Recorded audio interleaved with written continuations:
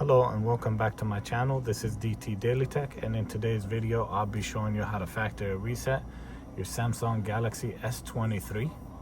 This method would also work for the Ultras. First, make sure that the phone is powered off.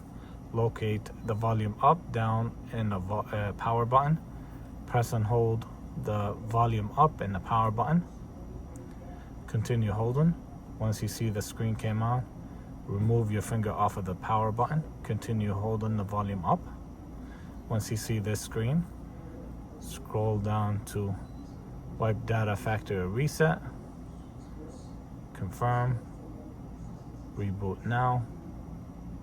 And as you can see, within 15 to 20 seconds, you have already erased everything on the device.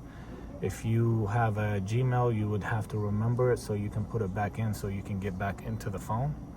If you found this video helpful, please like and subscribe. Thank you.